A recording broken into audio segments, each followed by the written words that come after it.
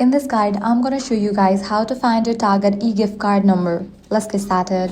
If you have purchased or received a Target eGift card, the easiest way to find the card number is by opening the email that contains your eGift card. Look for the email from Target with your gift card details. Inside the email, you'll find the eGift card number along with the access or PIN, which you will need when redeeming the card online. If you have already added your eGift card to your Target account or wallet, open the Target app or visit the Target website and sign into your account.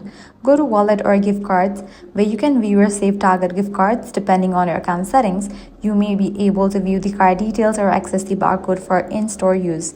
If you cannot find the email, check your spam, junk, or promotions folder. You can also search your inbox for keywords like Target eGift card or gift card. If you cannot still locate your eGift card number, contact Target customer support. And that's it. This way you can easily find your Target eGift card number. If this guide helped you out, do not forget to like, share, and subscribe.